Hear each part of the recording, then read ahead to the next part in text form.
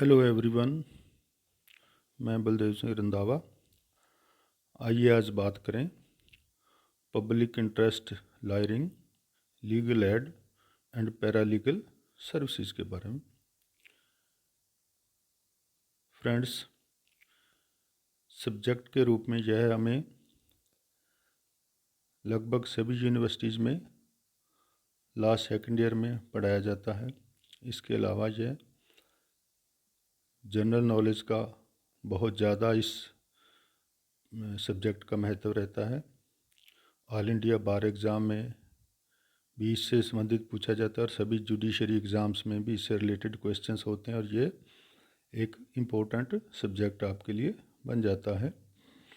इसमें आपको 4 यूनिट्स देखनी है। पहली है PIL यानी पब्लिक इंटरेस्ट लिटिगेशन, क्या है, कैसे होगी, क्या क्या तरीके होंगे। दूसरी में आप देखेंगे pollution, a curse to mankind, यानी पोल्यूशन एक हमारे जीवन का आवश्यक और अनावश्यक दोनों तरह से कह सकते हैं हिस्सा है। इसको कैसे दूर किया जाएगा PIL के माध्यम से और किया गया है, ये पढ़ेंगे। तीसरा है लीगल एड, विधिक सहायता, राज्य के खर्चे पर लोगों को कानूनी जानकारी देना या प्रदान करना। चौथे में पढ़ेंगे the legal services authorities act 1987। ये एक कानून है जो लोगों को विधिक सेवाएं देने के बारे में भारत सरकार द्वारा बनाया गया है या भारत देश द्वारा बनाया गया है। इसके साथ आप पढ़ेंगे कुछ लीडिंग केसेज। आइए एक एक टॉपिक को जाने ब्रीफ में। PIL, फ्रेंड्स, PIL का मतलब है पब्लिक इंटरेस्ट लिटिगेशन, मीन्स जनता के हित के लिए वादकरण। ऊपर आप इसका देखेंगे, टाइटल दिया हुआ है public interest lawyering. Lawyering mean वकालत या किसी की पैरवी करना, तो यहाँ भी उसका वही मतलब है, दोनों का एक ही मतलब है लेकिन दो शब्द अलग अलग दिए हैं। इसका मतलब ये है कि जब कोई एक व्यक्ति या एक संस्था किसी अदालत में, सामान्य तौर पे यह है सुप्रीम कोर्ट या हाई कोर्ट्स में होता है, किसी दूसरे की तरफ से अदालत में जाता है और एक ग्रुप ऑफ पीपल यानी बहुत सारे लोगों को ये बताता है वहाँ कि इस बात से, इस फैक्ट से बहुत सारे लोग प्रभावित हो रहे हैं और वे स्वयं किसी कारण से अदालत आने में सक्षम नहीं है, तो इसलिए मैं उन सब की तरफ से अदालत में हाजिर हूँ और मुझे उनकी तरफ से सुना जाए और रिलीफ प्रदान किया जाए। इसी को कहा जाता है पब्लिक इंटरेस्ट लिटिगेशन। जब हमारा संविधान बना था तो इस तरह का कोई प्रोविज़न संविधान में नहीं था, लेकिन धीरे धीरे देश के सामने, अदालतों के सामने ज़रूरतें आईं और उस चीज़ को देखते हुए अदालतों ने इस तरह के फैसले दिए। तो उस चीज़ को देखते हुए जब 42वां संविधान संशोधन हुआ 1976 में, तो आर्टिकल 39A जोड़ा गया। आपने पढ़ा कि हमारे 36 से आर्टिकल 36 से 51 तक के जो आर्टिकल्स हैं संविधान में, वो डायरेक्टिव प्रिंसिपल्स यानी नीति निर्देशक तत्वों से संबंधित हैं और उसी में आर्टिकल 39A जोड़ा गया जो सरकार को, सरकार मीन यहाँ स्टेट है, स्टेट मीन राज्य है, जो आर्टिकल 12 में आपने पढ़ा, में ये डायरेक्शन दी गई है कि राज्य हर व्यक्ति को कानूनी सहायता देने या प्राप्त करने का अधिकार देगा।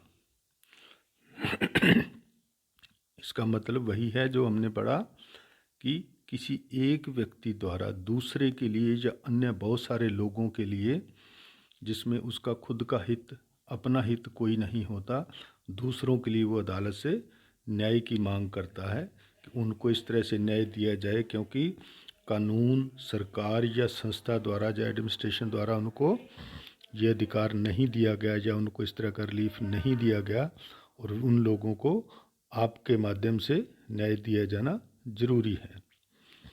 पब्लिक इंटरेस्ट लिटिगेशन, ये मीनिंग वही होगा। अब स्कोप, स्कोप का मतलब होता है किसी चीज़ का क्या कार्यक्षेत्र रहेगा, क्या उसका यूज़ है, उपयोग है, और वो क्यों चीज़ काम करती है। इसका मतलब है कि स्कोप ये है कि जब हमारी सरकारें या हमारा प्रशासन जो उनको विधि द्वारा दिए गए कार्य हैं उनको करने में असमर्थ रहता है या करने में इच्छुक नहीं रहता, तो कोई व्यक्ति या अदालत स्वयं ही एक्शन लेती है। उसी को कहा जाता है जुडिशियल एक्टिविज़म, भी उसको कहा जाता है। और जुडिशियल एक्टिविज़म का इस्तेमाल करते हुए न्यायालय, हाई कोर्ट या सुप्रीम कोर्ट संबंधित को नोटिस देते हैं और अपनी अदालत में इस तरह का एक केस अपने ऑफिस, जिसको रजिस्ट्री कहा जाता है, उसको कहते हैं कि आप इस तरह का एक केस रजिस्टर करिए, और उसके माध्यम से फिर अपनी ही खर्चे पर या सरकार के खर्चे पर वकील भी उपलब्ध करवाए जाते हैं वहाँ, जिसको एमिकस क्यूरी या न्याय मित्र कहा जाता है। वकील सामान्यतः होते हैं या कोई इस तरह का व्यक्ति हो सकता है, उसको नियुक्त करके उस पूरे केस की जांच पड़ताल के बाद न्याय प्रदान करने की कोशिश की जाती है, जिसको जुडिशियल एक्टिविज़म कहा जाता है। इस चीज़ को सामान्यतः वैसे भी पूछ लिया जाता है, व्हाट इज़ जुडिशियल एक्टिविज़म या न्यायिक सक्रियता। फिर है नेचर। इस पीआईएल की नेचर क्या है? तो नेचर इसकी है उपचार देने वाली, रेमेडियल है। तो ये संविधान के जो भाग 3 में मूल अधिकार है और संविधान में के भाग 4 में नीति निर्देशक तत्व है, उन दोनों के उपचार से प्राप्त होती है। यानी संविधान के भाग 3 में जो मूलभूत अधिकार हैं वो दिए गए हैं कि उनको लागू करवाने के लिए कोई व्यक्ति कोर्ट में जा सकता है, लेकिन नीति निर्देशक तत्वों को लागू करवाने के लिए कोर्ट में नहीं जा सकता। लेकिन वहाँ सरकार की ड्यूटी है कि सरकार को ऐसे काम करने चाहिए जो नागरिकों को की भलाई के लिए होने चाहिए, जो 36 से 51 में दिए गए हैं। उनके ऊपर ही कोर्ट सुओ मोटो या पीआईएल के माध्यम से सरकार को निर्देश देती है कि आप इस तरह के काम कीजिए, क्योंकि सरकार की वहाँ ऑब्लिगेशन बताया गया है 36 से 51 में। फिर आता है ऑब्जेक्ट ऑफ पीआईएल। इसका उद्देश्य क्या है, क्यों लगाई जाती है?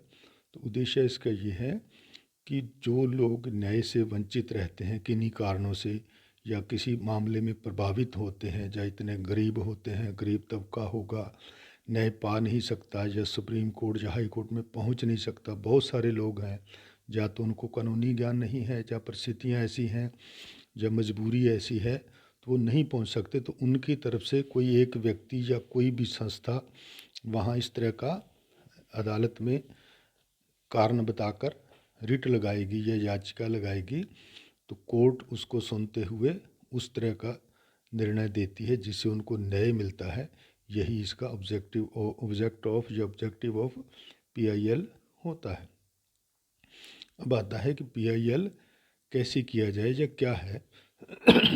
ये है कि बहुजन में नहीं, बहुत सारे लोग हों या पब्लिक इंटरेस्ट हो, उसके लिए कोई परोपकारी संस्था या व्यक्ति हो सकते हैं, वो इस तरह की कार्रवाई करेंगे तो उसको पीआईएल कहा जाएगा। फिर आता है प्राइवेट इंटरेस्ट लिटिगेशन।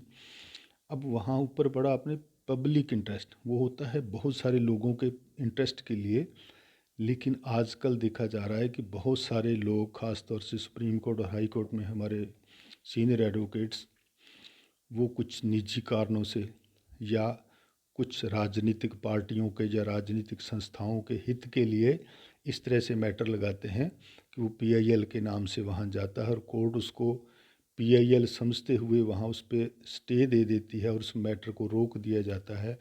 और सरकार के तौर पे जब बहुत सारी जनता का भलाई होने के नाम पे वहाँ नुकसान होता है। फॉर एग्ज़ाम्पल, यहाँ कहीं से बहुत बड़ा हाईवे निकल रहा है, तो कोई व्यक्ति या जिसकी ज़मीनें हैं या कोई दूसरी राजनीतिक पार्टी जो सरकार को काम नहीं करने देना चाहती, वहाँ वो इस तरह का हिस्सा ले जाती है कि रिट लगा देते हैं। और कोर्ट यदि उसको पीआईएल की तरह ट्रीट कर लेगी तो फिर वो मैटर इस तरह से लटक जाएगा कि लोगों का फ़ायदे की बजाय उसको नुकसान होगा। इसलिए उसको कहा जाता है प्राइवेट इंटरेस्ट लिटिगेशन। आपने बहुत सारे सुप्रीम कोर्ट के माननीय वकीलों के नाम सुने होंगे जो गाहे बगाहे बिना मतलब की रिट्स लगाते रहते हैं, चाहे उसका मतलब हो चाहे ना हो, लेकिन उससे जनता का बहुत सारा समय, माननीय अदालतों का बहुत सारा समय नष्ट होता है। और जो फ़ायदे आम लोगों को न्याय की निपटाने में या उनके फैसले निपटाने में हो सकते थे वो लटक जाते हैं, और सरकारी काम या जो सरकारों द्वारा शुरू किए गए काम भी लटक जाते हैं। इसी को प्राइवेट इंटरेस्ट लिटिगेशन कहा जाता है। फिर आता है लोकस स्टैंडाई। लोकस स्टैंडाई लैटिन वर्ड है, इसका मतलब है कि किसी मैटर में अदालत में हाजिर होने और अपनी बात कहने का अधिकार ही लोकस स्टैंडाई। स्टैंड मीन खड़े होना। क्या अधिकार है? सामान्यतः वही व्यक्ति कोर्ट जाता है जिसका केस में कुछ ना कुछ इंटरेस्ट होता है, और उसी को अदालत या तो अपने स्वयं या वकील के साथ हाजिर होने की इजाज़त देती है। लेकिन कभी कभी ये होता है कि वो व्यक्ति, जैसे PIL है, PIL में वो व्यक्ति खुद नहीं जा सकता, तो दूसरा व्यक्ति यदि उसकी जगह जाता है तो अदालत मानती है कि उस व्यक्ति जो उसकी जगह आया है उसके पास लोकस स्टैंडाई है, अदालत में आने का राइट है, क्योंकि वो दूसरे के लिए इस तरह का काम कर रहा है, इसलिए हम उसको सुनेंगे और सुनते हैं। लेकिन प्राइवेट इंटरेस्ट लिटिगेशन के बढ़ते हुए मामलों को देखते हुए सुप्रीम कोर्ट ने 1988 में एक गाइडलाइन तैयार की, जिसके मुताबिक कुछ ना कुछ ब्रेक या कुछ ना कुछ चेक होना चाहिए, ताकि बिना मतलब के लोग वहाँ इस तरह की रिट्स ना लगाएं जिनको नाम तो दिया जाए पब्लिक इंटरेस्ट का, लेकिन वास्तव में वो प्राइवेट इंटरेस्ट के नाम से हों। तो लोकस स्टैंडाई में सेक्शन 31(3) है सुप्रीम कोर्ट एक्ट की। उसमें ये कहता है कि एप्लीकेंट का ये अधिकार है और वह इस योग्य है कि वह जुडिशियल रिव्यू के माध्यम से या न्यायिक सक्रियता के माध्यम से अपनी बात कह सके। फिर आता है प्रिंसिपल ऑफ लोकस स्टैंडाई। लोकस स्टैंडाई का सिद्धांत क्या है? सिद्धांत ये है कि जो कोई लोकस स्टैंडाई के अंतर्गत कोर्ट में जाता है उसको ये बताना होगा कि किसी पर्टिकुलर बात या पर्टिकुलर कानून से उस व्यक्ति को क्या हानि हुई, और उससे संबंधित जो व्यक्ति हाजिर या वह व्यक्ति हाजिर कोर्ट में हो रहा है उन दोनों के बीच में क्या रिलेशन है। मीन्स यदि वादी परिवादी स्वयं हाजिर नहीं हो रहा, तीसरा हो रहा है, तो कम से कम उसको ये साबित करना होगा कि मैं उसकी जगह क्यों हाजिर हो रहा हूँ, उन दोनों के बीच में कानून और उस व्यक्ति के बीच में क्या रिलेशन है, ताकि अदालत उसको वहाँ खड़े होने और अपनी बात कहने का अधिकार दे सके और उस पर कार्रवाई कर सके। इस पर एक एग्जाम्पल मैं बता रहा हूँ आपको।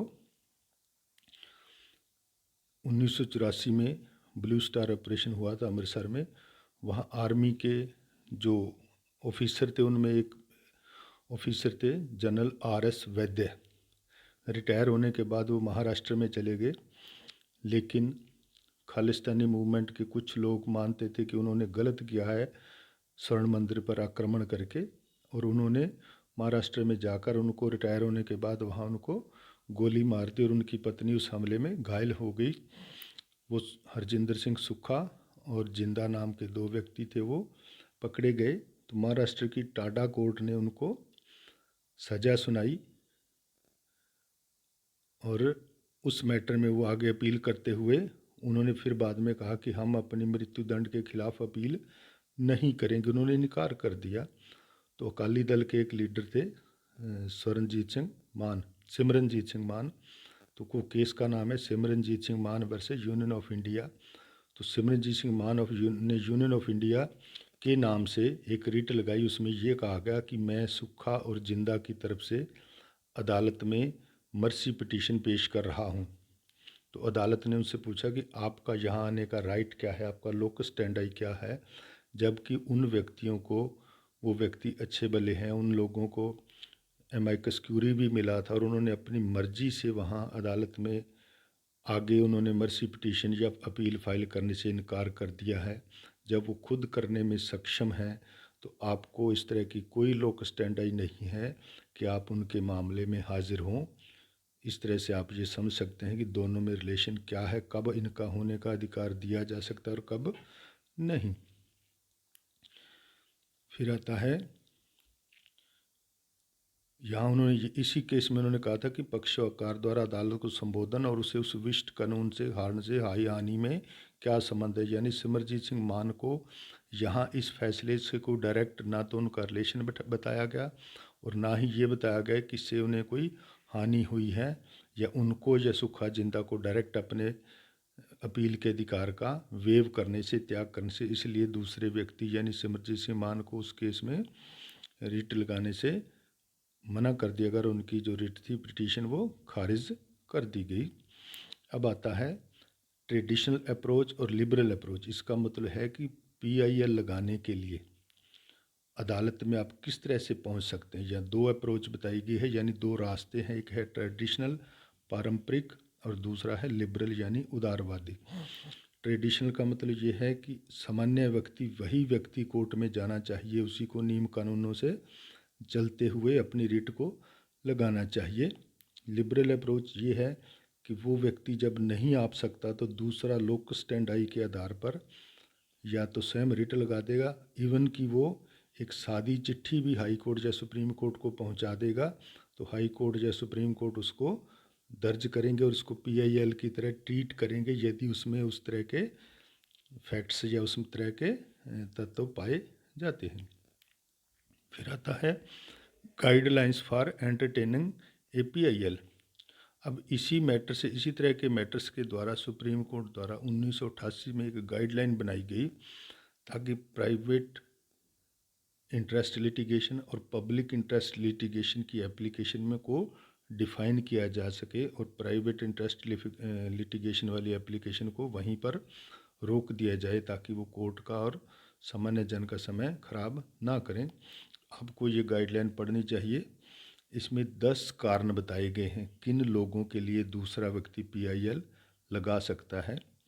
जैसे मजदूर है, बंधुआ मजदूर है, गरीब है, जो काम नहीं आता, जिसके पास कोई काम नहीं, साधन नहीं, SC ST का व्यक्ति है, पीड़ित महिला है, अनुसूचित जाति की महिला है, कोई फैमिली पेंशन से जुड़ा हुआ जिसमें ग्रुप का मामला है, तालाबंदी से परेशान वर्कर हैं।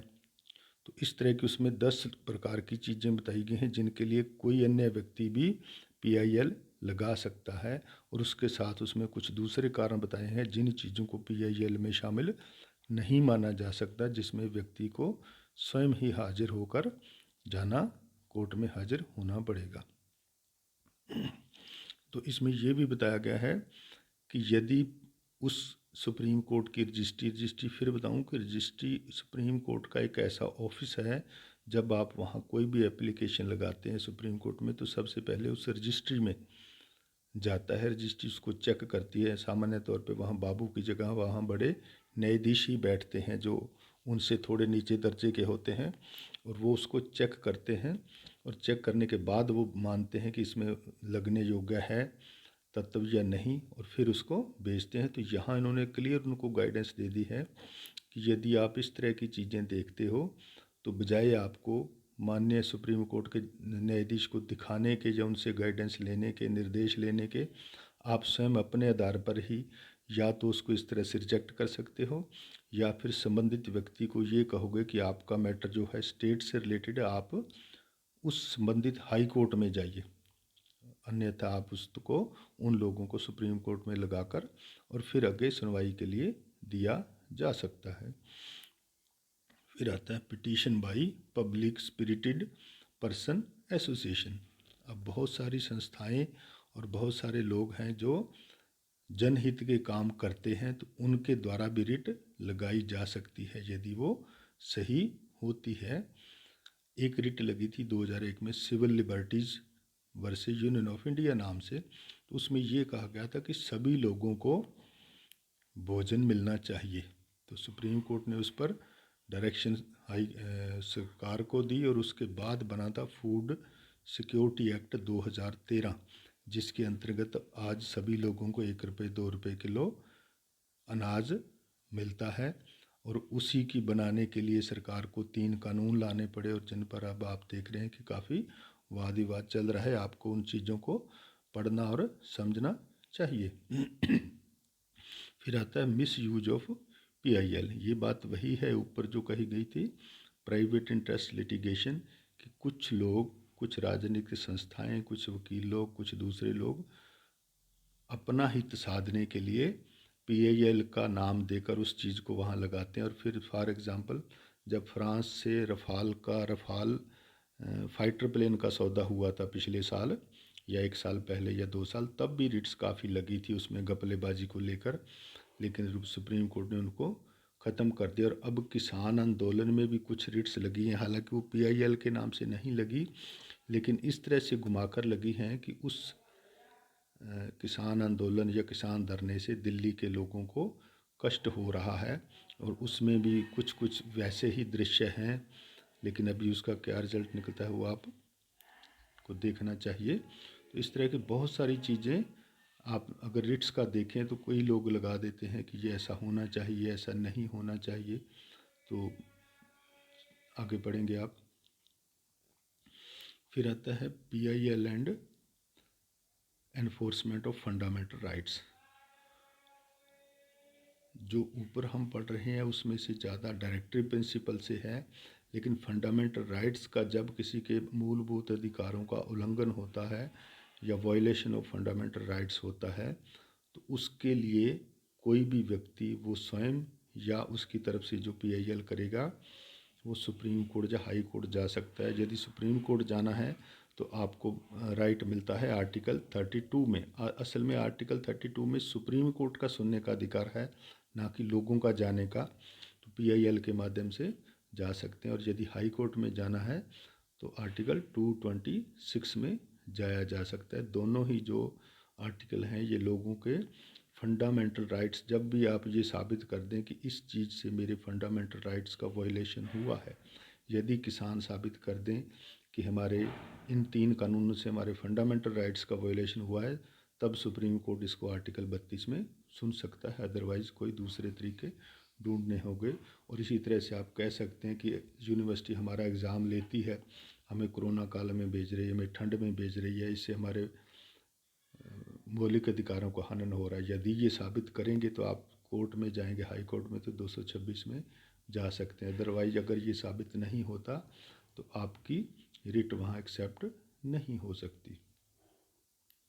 फिर आता है general compensation for breach of fundamental rights. मूलभूत अधिकारों के हनन के लिए सामान्य मुआवजा। जब आपके फंडामेंटल राइट्स का ब्रीच होगा, उनको कोई तोड़ देगा, उनका वायलेट कर देगा, तो आप कंपनसेशन मांग सकते हैं या आपको मिल सकता है। जैसे फॉर एग्ज़ाम्पल बिना किसी केस रजिस्टर्ड किए या बिना किसी उचित कारण के आपको इस हिरासत में पुलिस नहीं रख सकती। यदि रखेगी तो आप उसके लिए बाद में जुर्माना कानून कंपनसेशन सिविल कोर्ट के माध्यम से ले सकते हैं या पीआईएल के माध्यम से आपको मिल सकता है। इसीलिए पुलिस के अत्याचारों से पीड़ित किया, किसी ने, पुलिस ने आप पर बिना मतलब का कुछ इस तरह की एट्रोसिटीज़ की जो कि नहीं होनी चाहिए, जो कानून सम्मत नहीं थी, तो तब भी ये कहा जा सकता है कि उसके लिए उनको मुआवजा देना चाहिए। लेकिन यदि पुलिस अपना उचित काम कर रही है, इसी तरह से यदि ऊपर वाले मैटर में सामान्य रूप से आपको जेल में रखा गया है एफआईआर दर्ज करने के बाद और बाकायदा पूरी कानूनी उसकी जानकारी होने के बाद, तब आप उसको गैर कानूनी हिरासत नहीं मान सकते। फिर आता है हिरासत में अत्याचार के निवारण के लिए पीआईएल। तो ये कहा जाता है कि जब किसी व्यक्ति को पुलिस या जेल हिरासत, जब थाने में होगा तो पुलिस हिरासत होगा, और पुलिस द्वारा अदालत में पेश करने के बाद जब उसको रखा जाएगा जेल में, तो वहाँ उसको जेल हिरासत कहा जाएगा। जेल में या थाने में किसी पीड़ित व्यक्ति के साथ या वहाँ पकड़े गए व्यक्ति के साथ अत्याचार होता, अक्सर हम सुनते हैं पिटाई की, उसके साथ बहुत बदतमीजी की गई जेल में लोगों के साथ। आईपीसी में आपने पढ़ा तुकाराम वाला केस, तो इस तरह के बहुत सारे केस होते हैं। विशाखा वाला केस भी आपने पढ़ा, Vishakha versus state of Rajasthan, वो भी पुलिस पीड़ित उत्पीड़न से संबंधित था। इस तरह के मामलों में पीएएल के माध्यम से उनको कंपनसेशन मिल सकता है। फिर आता है पीआईएल एंड एनवायरमेंटल लॉ। पर्यावरण विधि में भी इस पीआईएल के माध्यम से बहुत सारे सुधार किए गए और बहुत सारी चीज़ें, नए डायरेक्शन जारी किए गए। तो एक ऑनरेबल थे, एक MC Mehta, Mahesh Chandra Mehta supreme court के वकील थे, उन्होंने बहुत सारी रिट्स लगाई जिनके माध्यम से गंगा सफाई, ताजमहल वगैरह के मैटर्स सामने आए। इसको पढ़ते हैं आगे। इसमें सेकंड यूनिट में pollution a curse to mankind. Pollution होता है प्रदूषण, कर्स है श्राप। जिस तरह से ऋषि मुनि लोगों को श्राप देते थे या देवता श्राप देते थे, तो प्रदूषण भी हम सब के लिए, मानव जाति के लिए एक तरह से श्राप ही है। तो इससे कैसे दूर किया जा सके, ये चीज़ें आप इसमें पढ़ेंगे। सामान्यतः ये टॉपिक तो जनरल नॉलेज का है और हम इसको लगभग 10वीं 11वीं से पढ़ते आ रहे हैं, पोल्यूशन क्या है, कैसे कंट्रोल हो। लेकिन उन चीज़ों के बारे में डायरेक्टिव प्रिंसिपल में भी ये कहा गया है कि वातावरण साफ रखना स्टेट की ड्यूटी है। हमारे जो मौलिक कर्तव्य हैं सेक्शन आर्टिकल 51A में जो दी, उसमें भी कहा गया कि हर नागरिक की ये ड्यूटी है कि अपने आसपास के वातावरण को वो, पेड़ पौधों को, वनस्पति को वो बचाएगा। तो इन चीज़ों को देखते हुए ये टॉपिक है। टॉपिक में सबसे ज़्यादा जो योगदान है वो था हमारे MC मेहता, सुप्रीम कोर्ट एक लॉयर थे, उन्होंने बहुत सारी रिट्स लगाई। तो सबसे पहले जिन्होंने 1984 में एक रिट्स लगाई थी कि ताजमहल या उस तरह की जो हमारे प्राकृतिक धरोहरें हैं वो नष्ट हो रही। ताजमहल क्योंकि आपको पता ना चाहिए वो वाइट मार्बल से बना हो, संगमरमर से, जिसमें कैल्शियम कार्बोनेट होता है, और कैल्शियम कार्बोनेट के ऊपर यदि तेजाब यानी सल्फ्यूरिक एसिड गिरेगा तो उसका कलर फेड हो जाएगा और उसका पत्थर भी खराब होगा।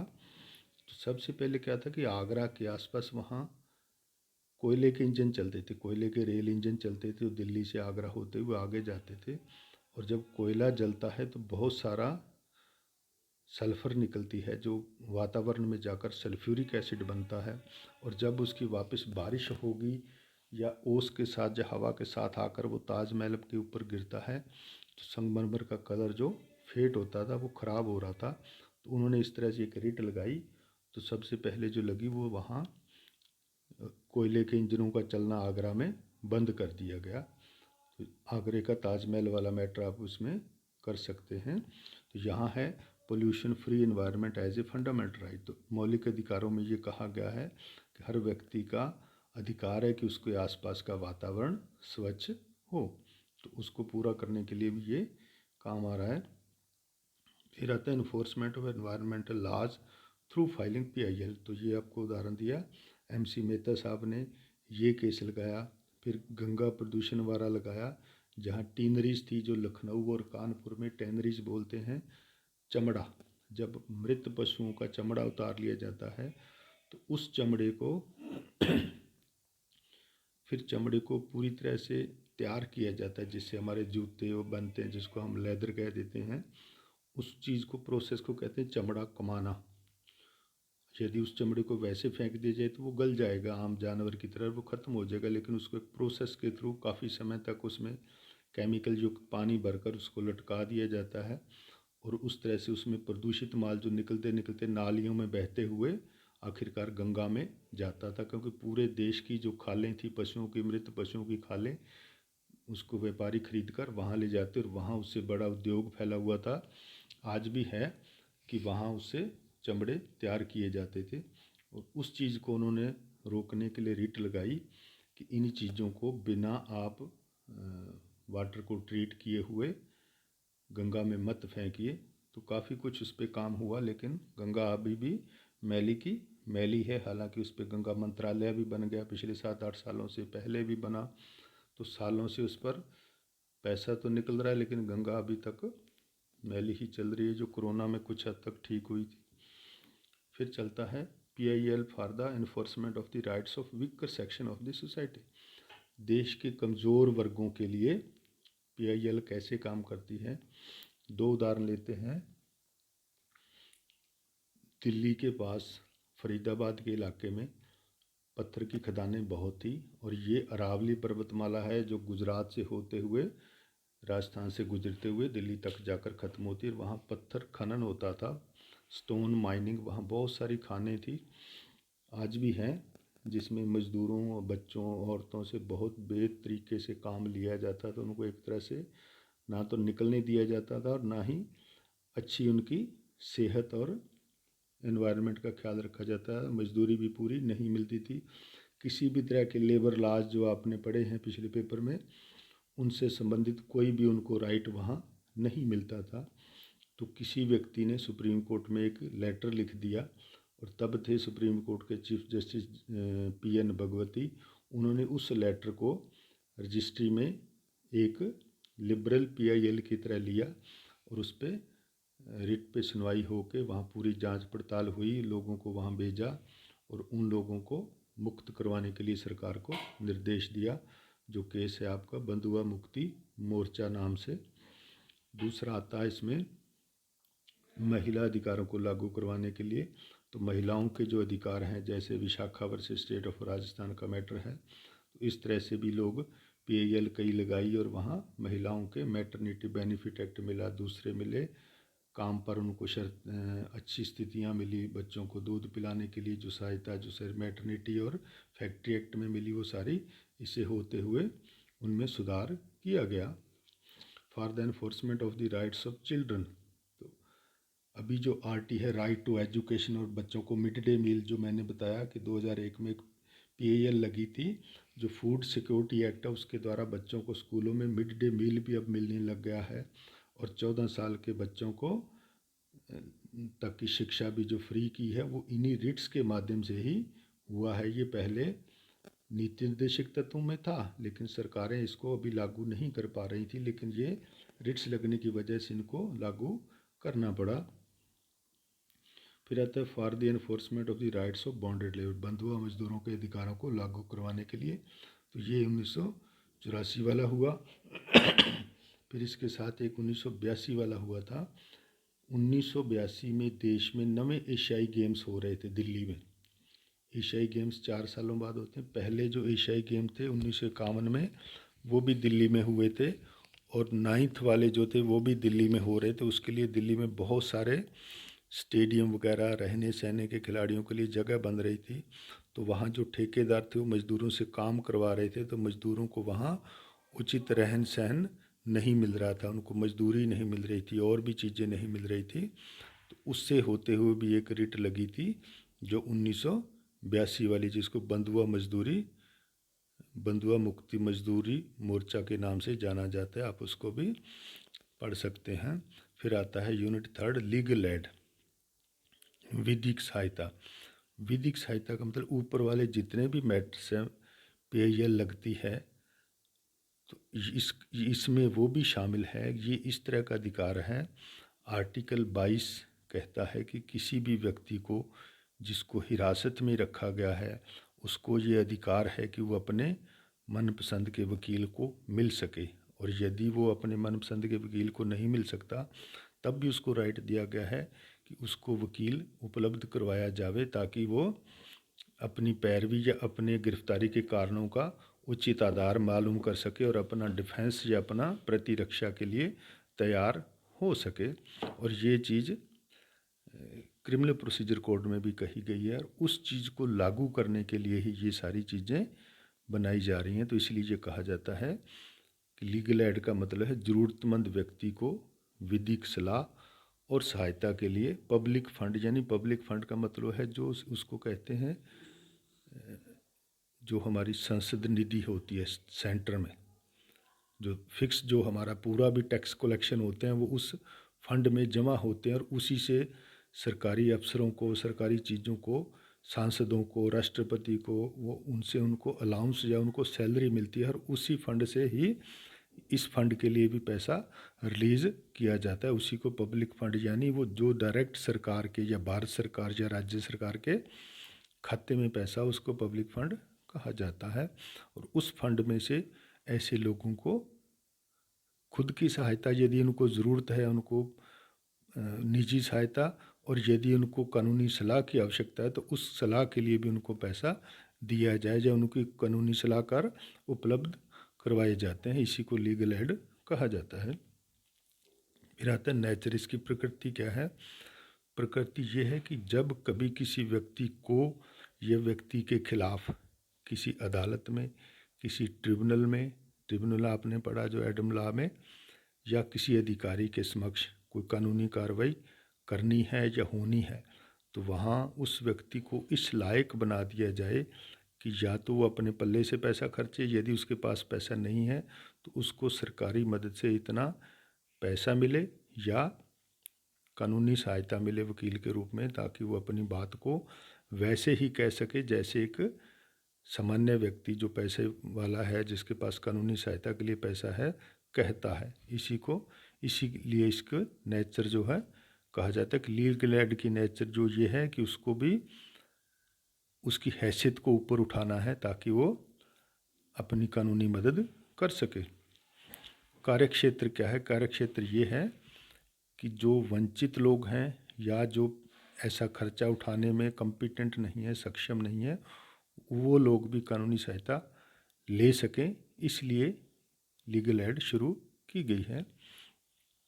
तो इसकी प्रगति लगभग 1982 के से ज़्यादा मानी जाती है, हालांकि उससे पहले से भी आ रहा है। जब से इस तरह के फैसले आने, लीगल एड वाले या पब्लिक इंटरेस्ट लिटिगेशन वाले फैसले आने लगे, तो जो लोग पब्लिक इंटरेस्ट लिटिगेशन की रिट लगाते थे, अदालतें अपने फैसलों में ये कहने लगी कि इन लोगों ने जो खर्चा किया है, सरकार इनको इनका खर्चा दे, इनको कंपनसेट करे, पीएल लगाने वालों को। तो उसी तरह से ये चीज़, तब से इसका डेवलपमेंट शुरू हुआ। फिर आता है लीगल एड रिगार्डिंग प्रोविजंस। प्रावधान क्या है? हमारे कानूनों में क्या क्या प्रावधान है लोगों को लीगल एड देने के लिए? तो आर्टिकल 39A जो संविधान संशोधन 42वें संविधान संशोधन द्वारा अनुच्छेद 39A जोड़ा गया, जिसमें ये कहा गया कि हर व्यक्ति को मुफ्त विधिक सहायता पाने का अधिकार होगा। सिविल प्रोसीजर कोड जो आप अगले थर्ड ईयर में पढ़ते हैं, सिविल प्रक्रिया संहिता के आदेश ऑर्डर 33 में ये कहा गया है कि कोई व्यक्ति जो पापर है, पापर का मतलब अकिंचन, जिसके पास पैसा नहीं है, जिसके पास उस प्रॉपर्टी जिससे रिलेटेड कुछ डिस्प्यूट है, उस प्रॉपर्टी को छोड़कर उसके अलावा कुल 1000 रुपये से ज़्यादा कीमत की कोई वस्तु नहीं है, उस व्यक्ति को गरीब व्यक्ति कहा जाएगा। और उस व्यक्ति को ये अधिकार है कि सिविल कोर्ट में केस दायर करने के लिए जो लगने वाली फ़ीस है वो उसकी माफ़ हो। और यदि वो डिफेंस कर रहा है, और डिफेंस में भी फ़ीस लगती है, यदि वो डिफेंस कर रहा है तो वहाँ भी यदि वो फ़ीस लग रही है तो उसको भी माफ़ी दी जाएगी। लेकिन वो यदि वो जीत जाता है केस तो उससे दूसरी पार्टी से वसूल लिया जाएगा। लेकिन ये माफ़ी देने के लिए एक लंबी चौड़ी प्रोसेस है जो इसी ऑर्डर में लिखी गई है। वो सारी चीज़ों से कोर्ट सेटिस्फाई होने के बाद उसको इजाज़त दे देगी कि आप गरीब व्यक्ति के रूप में अदालत में अपना मैटर लगा सकते हैं या डिफेंस कर सकते हैं। फिर आता है provision of code of criminal procedure. ये उन लोगों के लिए है जो किसी क्रिमिनल केस में पकड़े जाते हैं और जेल भेजे जाते हैं, जब पुलिस हिरासत में होते हैं, और आर्टिकल 22 के तहत वो लीगल एड खुद अपनी लीगल या लीगल सहायता करने में सक्षम नहीं होते, तो सरकार के खर्चे पर उनको लीगल एड से एडवोकेट या कानूनी सहायता उपलब्ध करवाने का प्रावधान है। इसमें लिखा गया है सेक्शन 304 में कि कोर्ट की ड्यूटी है कि वो देखे उस व्यक्ति को, उससे पूछे कि आपके पास वकील है। वो यदि कहे मेरे पास ना है, ना मैं रख सकता हूँ, तो कानून की ड्यूटी है कोर्ट की कि कार्रवाई शुरू करने से पहले उसको कानूनी सहायता के लिए एडवोकेट उपलब्ध कराए और उसको ये बताए कि आपका राइट है कि यदि आपके पास ये इतना पैसा नहीं है तो आप लिखित में दें या बताएं, तो आपको सरकार की तरफ से कानूनी खर्चे पर वकील उपलब्ध करवाया जाएगा। और ऐसे एडवोकेट्स जो हैं वो लीगल एड प्रोसेस से उनको भेजा जाता है। इन चीज़ों की पूर्ति करने के लिए, इस चीज़ को कानूनी जामा पहनाने के लिए ये कानून बनाया गया था, लीगल सर्विसेज अथॉरिटी एक्ट। इसी के लिए ये कानून 1987 में बनाया गया। और इसमें जो चीज़ें बताई गई हैं ये है लीगल एड जो हमने ऊपर पढ़ी कि कानूनी सहायता क्या है, ड्राफ्टिंग ऑफ पीआईएल, पीआईएल कैसे लगाई जाएगी, तो पीआईएल के तरीका क्या होगा कि एक एप्लीकेशन लिखकर आप पीआईएल के रूप में कोर्ट में लगा सकते हैं। किस तरह से ये आपको उन्होंने पूछा है, आपसे पूछेंगे एग्ज़ाम में, पूछा जा सकता है कि कैसे लगाएंगे, तो आप इसको एप्लीकेशन लगाने का तरीका आपको सीखना है। तो यहाँ दो तरीके बताए गए हैं। एक तरीका है जो सामान्य अदालतों में चलता है, PIL को बाकायदा ड्राफ्ट किया जाए 2-4 पेज की, उसमें पूरे कारण आधार हर चीज़ उसमें डिफ़ाइन की जाए, कौन व्यक्ति है, किसके खिलाफ है, किस तरह से है, क्या क्या रिलीफ मांगा गया, हर चीज़ उसमें डिफ़ाइन की जाए। और दूसरा तरीका है, यदि कोई थर्ड पर्सन या खुद गरीब व्यक्ति इतना है, वो एक सादे लेटर पर सुप्रीम कोर्ट को लिख सकता है यदि मैटर सुप्रीम कोर्ट से संबंधित है, और हाई कोर्ट को लिख सकता है यदि मैटर किसी एक स्टेट से संबंधित है, तो हाई कोर्ट के चीफ जज को लिख सकता है लेटर, और वो दोनों ही उसको लेते हुए अपनी रजिस्ट्री में जैसे ही जाएगा, उस चीज़ों को देखते हुए उसकी छानबीन के पश्चात उसको PIL के रूप में ट्रीट कर लेंगे। ये इसके दो तरीके बताए गए हैं ड्राफ्टिंग ऑफ PIL के। फिर आता है unit 4, the legal service authority act. अब जब ये कह दिया गया कि हर व्यक्ति को लीगल एड देनी है या लीगल एड उस ज़रूरतमंद को देनी है, और दूसरे ऐसे लोग भी जिनको समाज से, पुलिस से या दूसरे चीज़ों से वो पीड़ित हो चुके हैं, और उनको कंपनसेट किया जाना ज़रूरी है। यदि वो टॉर्ट के तहत उस व्यक्ति से कंपनसेशन नहीं पा सकती, तो सरकार की ड्यूटी है कि सरकार, क्योंकि सब नागरिकों की मालिक है या उनको संभालने वाली है, स्टेट के होते हुए सुवेरियन पावर के, इसलिए सरकार की ड्यूटी है कि उन लोगों को कंपनसेट करे, उनको आवश्यक नुकसान जो उनका हुआ है उनकी भरपाई करे, और साथ में लीगल एड भी उनको दे। इन चीज़ों की पूर्ति के लिए ये एक्ट बनाया गया था 1987। तो यहाँ ये समझें कुछ उदाहरणों के माध्यम से। एक केस होता है hit and run, MV act में आप पढ़ते हैं, जब कोई व्हीकल को टक्कर मारकर कोई व्हीकल किसी व्यक्ति को टक्कर मारकर दौड़ गया और उसका पता ना चले कि कौन टक्कर मार गया, उसको कहा जाता है हिट एंड रन। उस स्थिति में यदि स्टेट गवर्नमेंट के पास कोई व्यक्ति MACT में पहुंचता है या बताता है कि उस व्यक्ति की या तो डेथ हो गई या उसको गंभीर चोट लगी, तो उस स्थिति में उसको 25 या 50,000 रुपये सरकार की तरफ से दिया जाता है, इसी प्रोसेस के माध्यम से, कलेक्टर के माध्यम से। दूसरा है, यदि आजकल एक तेजाब फेंकने वाला मैटर हो रहा है, लड़कियों पर अक्सर लोग तेजाब फेंकते हैं, उस स्थिति में भी उसको कंपनसेट इसी के माध्यम से किया जाता है। एक लक्ष्मी वाला केस फेमस आपने सुना होगा, उस बेचारी का चेहरा जला दिया, उसकी बहुत सारी सर्जरी हुई, हालांकि अब वो शादीशुदा हो गई है और वो एक सेलिब्रिटी भी है, और उस पर पिछले दिनों एक फ़िल्म भी बनी थी, तो उसको भी कंपनसेशन जो मिला इसी माध्यम से। 376 की पीड़ित किसी औरत को जो SC ST की है, कम एज या उस तरह के हैं, उनको भी कंपनसेट करने का तरीका इसमें बताया गया है। और दूसरे कुछ लोग हैं जिनको भी यहाँ कंपनसेशन दिया जाता है इस एक्ट के माध्यम से, यदि वो उस चीज़ों को पूरा करते हैं। और इसके साथ साथ उन लोगों को, SC ST के सभी लोगों को, दूसरे उन लोगों को जिनकी एक इनकम एक हिसाब के बराबर है, एक लेवल तक है, उनको भी लीगल एड के प्रोविजंस या लीगल एड प्रोवाइड करवाई जाती है। ये चीज़ें इसमें आती हैं। अब आता है कि ये चीज़ें प्रोवाइड करवाने के लिए सिस्टम क्या है। इस एक्ट में जो दिया गया है, यहाँ 4 लेवल पे दिया गया है। यदि किसी व्यक्ति को सुप्रीम कोर्ट में लीगल एड और उस तरह के कंपनसेशन दिलाने हैं, तो वहाँ एक अथॉरिटी बनी हुई है जिसका नाम है national legal service authority, brief में हम इसको नालसा कह सकते हैं। ये सुप्रीम कोर्ट में है, भारत के सुप्रीम कोर्ट दिल्ली में काम करती है, और सुप्रीम कोर्ट के रिटायर्ड या वर्किंग जज इसके अध्यक्ष होते हैं और बाकी लोग इसके होते हैं, उनके अंडर ये काम करती है। कोई वहाँ एप्लीकेशन लगाएगा तो उस एप्लीकेशन को क्वेरी करेंगे, उसको चेक करेंगे, और करते हुए इसको जो ऐड या उसको कंपनसेट करना है इस अथॉरिटी के माध्यम से किया जाएगा, आपको ध्यान रखना चाहिए। फिर आती है state legal service authority, brief में हम इसको सालसा कह सकते हैं। ये सभी हाई कोर्ट्स में होती है, सभी राज्यों के हाई कोर्ट्स में, जितने भी 28-30 हाई कोर्ट्स हैं सब में ये होती है, और वहाँ ये काम करती है। इसके जो हेड होंगे हाई कोर्ट के एक जज होंगे, या तो रिटायर्ड या वर्किंग जज को इसका हेड बनाया जाता है, और दूसरे लोग उसके मेंबर्स होते हैं। सेक्रेटरी होते हैं वहाँ पार्ट टाइम, और उसके फुल टाइम सेक्रेटरी भी एक जो सेक्रेटरी जो है वो आजकल हायर जुडिशल सर्विस के लेवल के, जब वहाँ हाई कोर्ट जज के लेवल के बैठते हैं हाई कोर्ट में, और उस तरह के वो एक पूरा एक उनका ऑफिस होता है, कर्मचारी हैं, सैकड़ों की संख्या में काम करते हैं।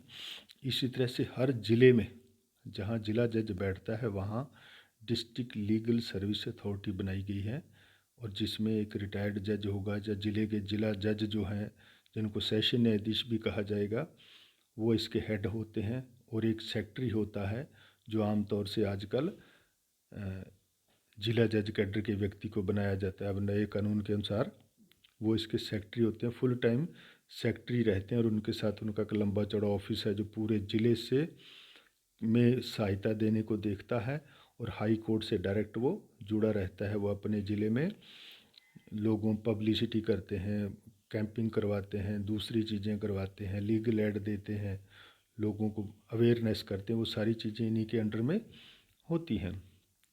इसके अलावा डिस्ट्रिक्ट के अलावा हर तहसील लेवल, ख़ास तौर से तहसील लेवल, या जहाँ सबसे छोटी अदालत भी होगी उस सब डिवीज़न या तहसील लेवल तक, वहाँ का जो सीनियर जज होगा या सीनियर अधिकारी होगा, चाहे वो मजिस्ट्रेट है चाहे वो एडिशनल सेशन जज है, वो उसका हेड होगा, और उसके साथ दूसरे लोग होंगे।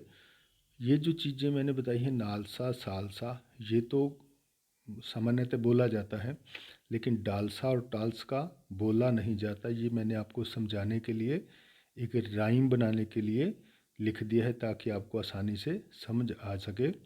इस तरह की ये अथॉरिटी हैं जो लोगों को काम करने में हेल्प करती हैं, उनको ऐड देने में, या उनको कंपनसेट करने के लिए, दूसरे कामों के लिए जो बनती हैं। इस तरह की ये एक डेजिग्नेशन है।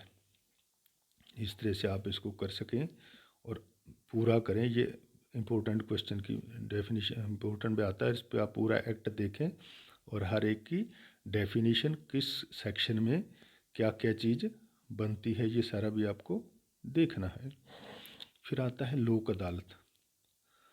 आपने सुना होगा या देखा होगा, अखबारों में भी पढ़ा होगा कि लगभग कोरोना के कारण तो अभी नहीं लगी, 3-4-6 महीने में स्टेट लेवल पर एक लोक अदालत लगती है, जिसको नेशनल भी कहा जाता है। हालांकि स्टेट कहते हैं लेकिन होती नेशनल लेवल की है। नेशनल लेवल तब कहते हैं जब पूरे देश में इस तरह की लोक अदालतें लगती हैं। तो लोक अदालत एक तो वो होती है जो पूरे लगती है, और सामान्यतः लोक अदालत को अब एक ज़िले के जिला जज को परमानेंटली लोक अदालत का नाम दे दिया गया है, क्योंकि ये जो डालसा है ये हर जगह है, और डालसा के तहत ही लोक अदालत है।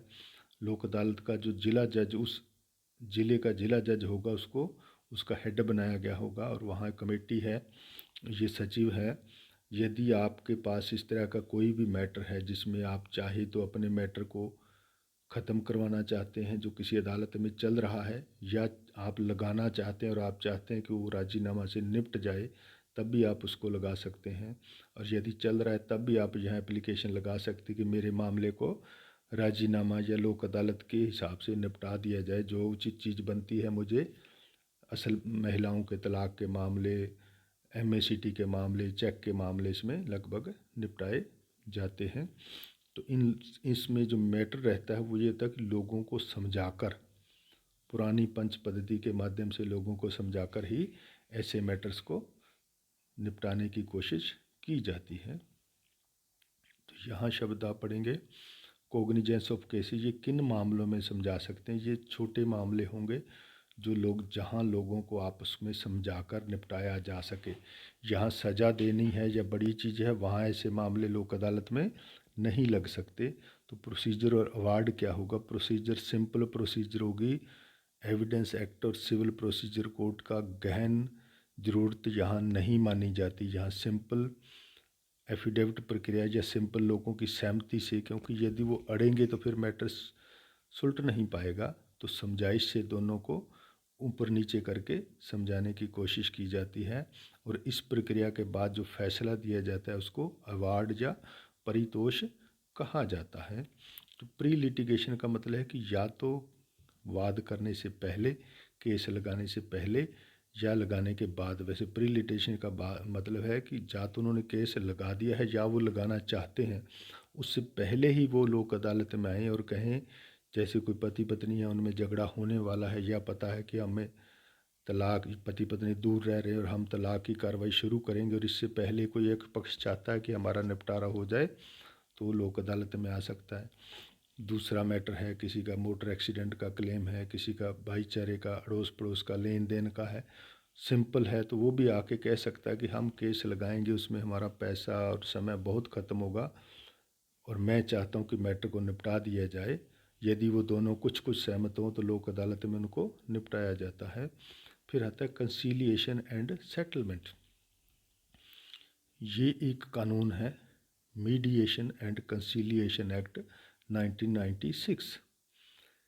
इसी कंसीलिएशन के हिस्से को अभी जो नया जो कृषि कानून बनाया गया है, कॉन्ट्रैक्ट फार्मिंग, जिसमें आपने सुना होगा कि किसान कहते हैं कि यदि कॉन्ट्रैक्टर कंपनी और किसान के बीच झगड़ा हुआ तो हम अदालत नहीं जा पाएंगे, हमें एसडीएम कोर्ट में जाना होगा।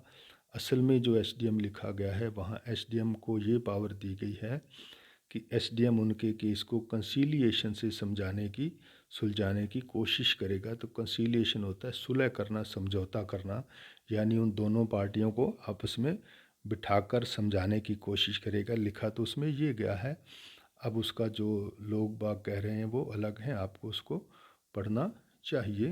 तो कंसीलिएशन का मतलब है दोनों पार्टियों को समझाकर, सुलह करवाकर उनको राज़ी करवाया जाए और उनको किसी नतीजे पर पहुंचा दिया जाए, ताकि उनके बीच में जो लिटिगेशन चल रहा है, वाद चल रहा है, वो ख़त्म हो सके और यदि वो होने वाला है तब भी वो ख़त्म हो सके। आजकल बहुत सारी कंपनियां जो मैटर निकालती हैं उनमें भी ये होता है और हमारे आर्टिकल 45 में भी लिखा है कि राज्य विदेशों से, दूसरे देशों से कंसीलिएशन के माध्यम से और मीडिएशन के माध्यम से अपने विवादों को निपटाने की कोशिश करेगा। सेटलमेंट होता है दोनों लोगों को राजी करके निपटारा कर देना ही सेटलमेंट होता है, कि दोनों पक्ष उसमें राजी हो जाएं। फिर आता है परमानेंट लोक अदालत। यही जो एक्ट है लीगल सर्विस अथॉरिटी एक्ट, इसी एक्ट की सेक्शन में 22 में ये प्रावधान है कि एक परमानेंट लोक अदालत, स्थायी लोक अदालत का गठन होगा। यह जो ऊपर लिखी है लोक अदालत, ये लोक अदालत एक सामान्य हर अदालत को लोक अदालत माना गया है जो अपने मामले को लोगों की भावना से या जन भावना से निपटाने की कोशिश करेगी, वो लोक अदालत है।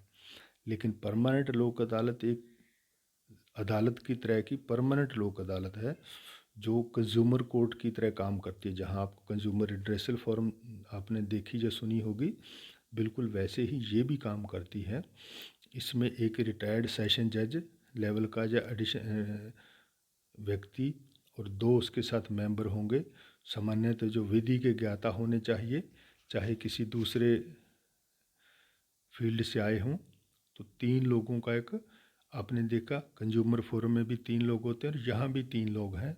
3 लोगों का एक पैनल बनाया जाता है और वो आजकल परमानेंट काम करते हैं, डेली राज्य सरकार की तरह 5 या 6 दिन में काम करते हैं और उनमें जो केस लगाए जाएंगे उन पे वो कोग्निजेंस लेते हैं। कोग्निजेंस मीन उस पर अपना न्यायिक दिमाग लगाना, क्या मैं वो सुन सकते हैं, उसको कोग्निजेंस कहा जाएगा।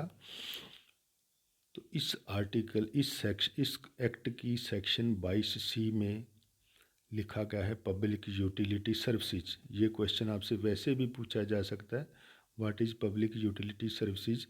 तो वहाँ एक लिस्ट दी गई है 10-12 सर्विसेज की, कि ऐसी सेवाएं जो लोग, आपने पढ़ा कंज्यूमर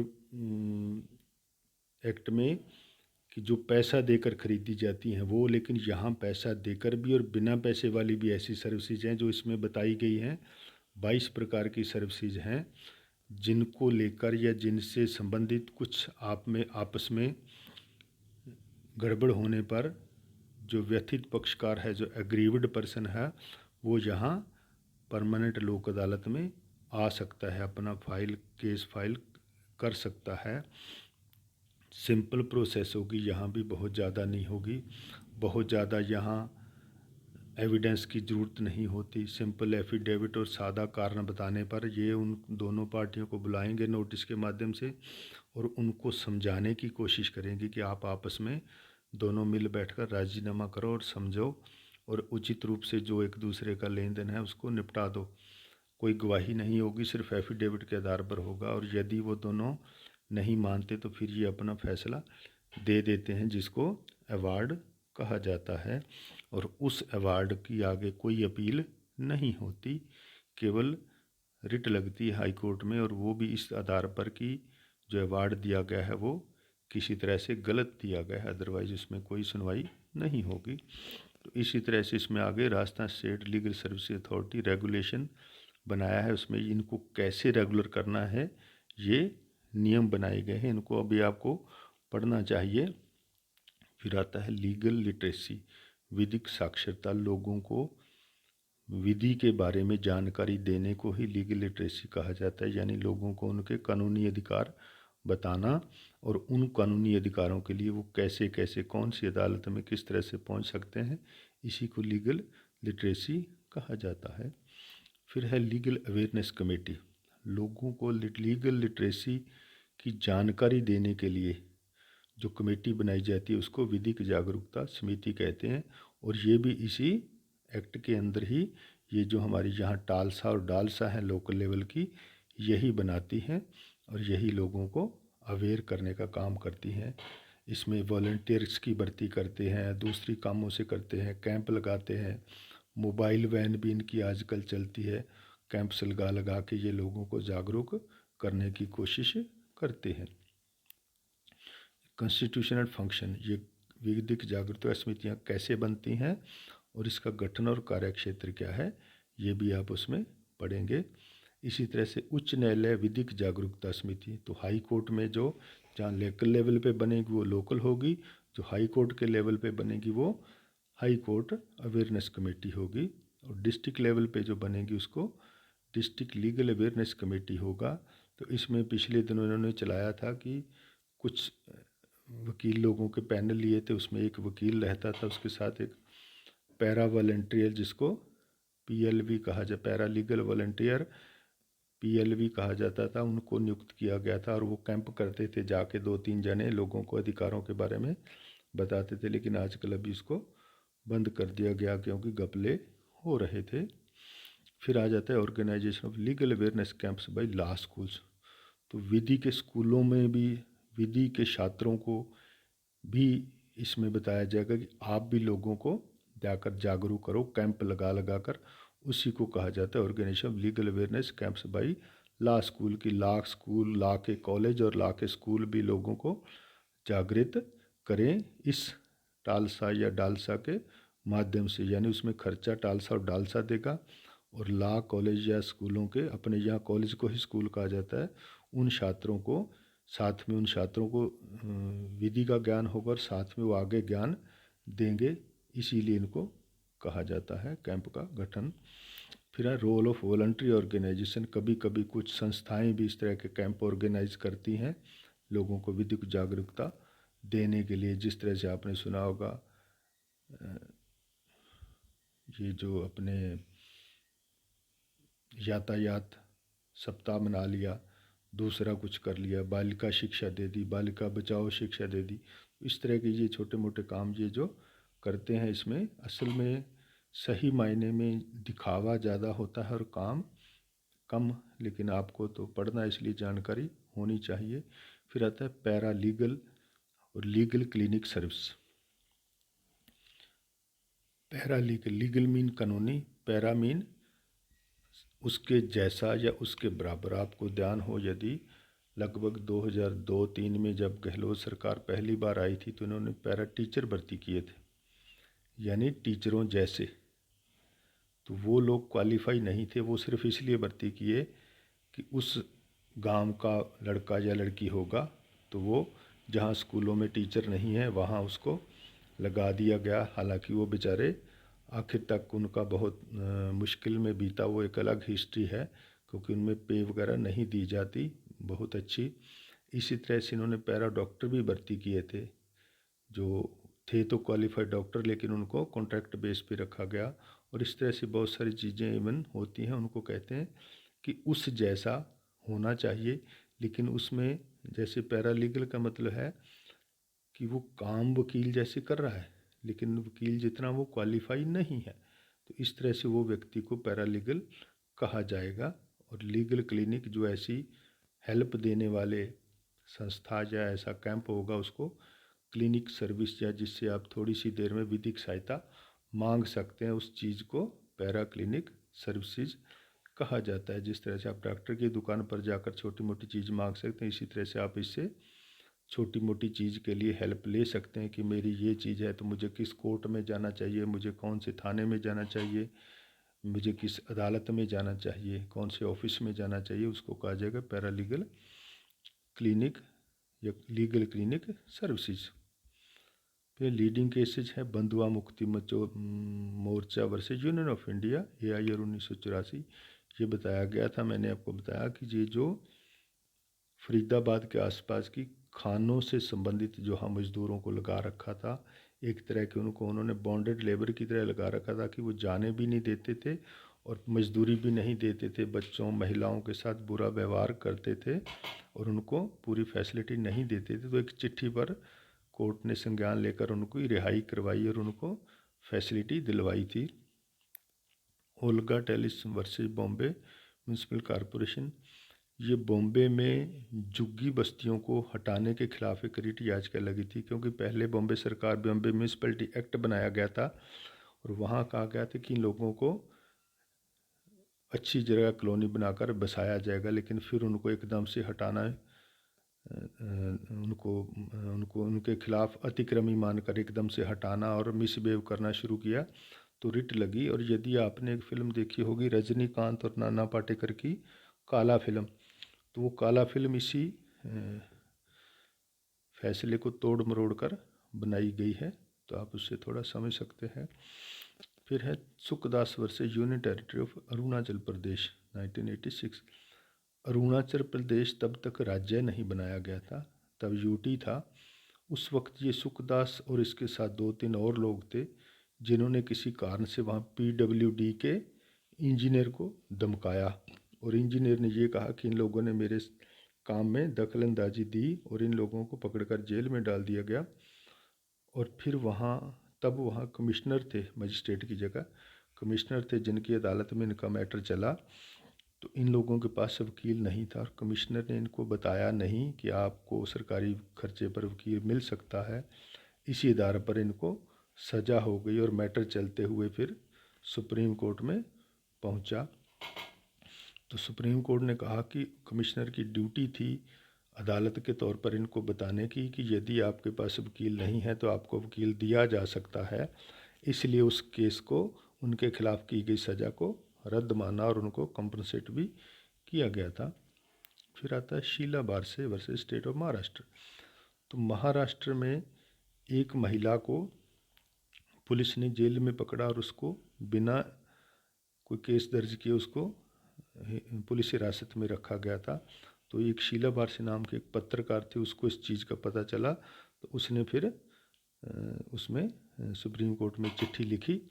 तो उस चिट्ठी को सुप्रीम कोर्ट ने रिट मानते हुए उस पर एक्शन लिया और उस महिला को ना केवल निकलने में हेल्प मिली बल्कि उसको कंपनसेट भी किया गया।